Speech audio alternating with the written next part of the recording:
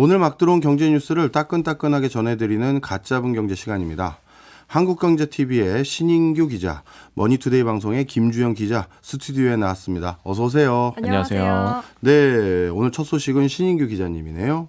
오늘 가져오신 주제가 뭔가 봤더니 중국산 직구가 우리 경제구조, 시장구조 어떻게 바꿀까 하는 내용입니다. 오늘 기사들 나온 거 저도 좀 봤거든요. 일단 국내 중소기업들의 시름이 큰 것 같아요. 네, 이 중소기업 중앙회가 관련 피해 조사를 오늘 내놨는데 응답 기업들의 80%가 이 매출 감소의 영향을 중국 직구가 미칠 것이다 이렇게 내놨습니다.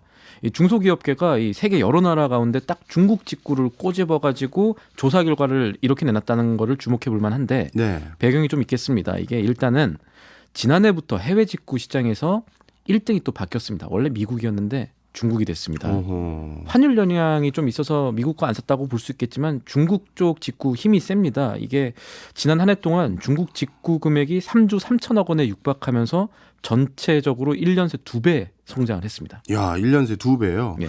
중국산 대표적인 이커머스 회사인 알리익스프레스, 테무 이런 것들이 우리나라에서 큰 인기를 얻고 있기 때문인 거죠? 맞습니다. 이 중국산 직구 플랫폼이 상당히 또 공격적인 마케팅 전략을 국내에 펼치고 있죠. 네. 사실 저도 시험 삼아 써봤는데 네.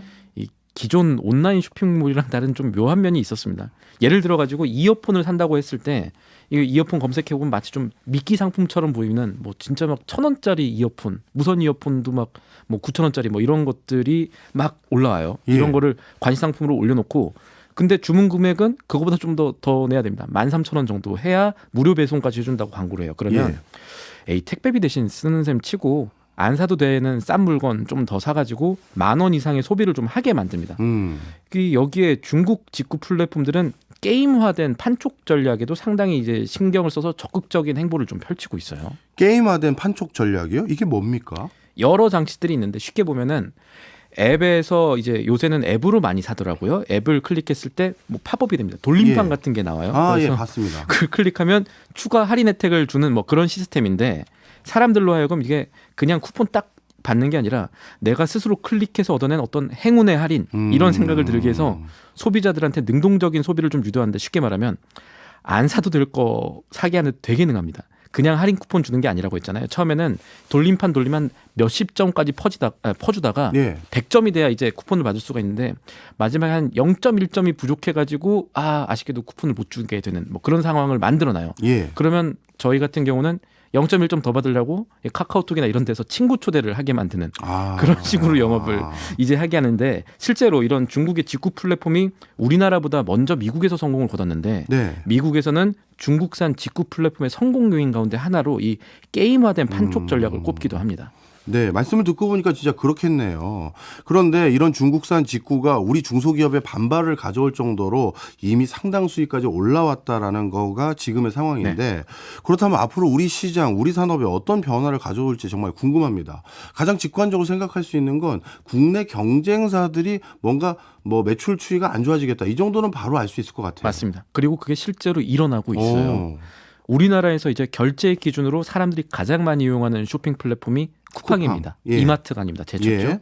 문제는 이 쿠팡의 전성시대가 중국 때문에 그렇게 길지 않을 수도 있다라는 분석들이 나오는 거예요. 뭘 보면 되느냐면은 월간 활성 이용자라고 해서 MAU라고 해가지고 이 이용자들이 뭐 중복 방문 아니면 뭐 가입만 하고 안 오는 이런 거 빼놓고 실제 이용 지표를 보면은 쿠팡이 지난해 3천만 명을 못 넘고 한 2,900만 명 정도를 기점으로 이 월간 활성 이용자 수가 조금씩 떨어지고 있어요. 예.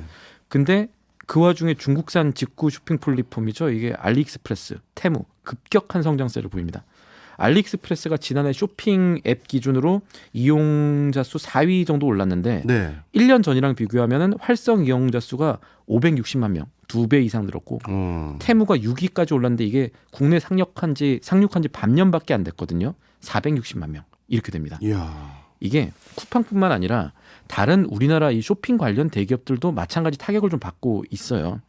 이마트 아까 제가 말씀드렸죠. 그 희망퇴직 지금 받고 있는데 그게 중국산 플랫폼이 약진을 하고 있는 온라인 쇼핑, 이커머스 쪽에서 부진하기 때문이다라는 분석들이 벌써 나오고 있고 예. 오늘 네이버가 주주총회를 했거든요. 네. 주주총회를 한 네이버에서 가장 관심 있어 했던 질문줄 가운데 하나가 요거였습니다. 네이버 너네는 앞으로 쇼핑으로 성장하겠다, 커머스로 성장하겠다 이렇게 얘기를 했는데 중국 직구 플랫폼이 심상치 않은데 이거는 네이버 미래 경쟁력 떨어지고 있는 그런 상황 아니냐? 너네 어떻게 대처할래? 이런 질문들이었어요. 아, 주총에서요? 예. 네이버가 그 질문에 뭐라고 대답했는지가 궁금합니다. 일단 네이버는 좀 빠져나가려는 모습을 보였어요. 이렇게 설명을 했습니다. 중국의 쇼핑몰 성장세가 가파른 건 맞다.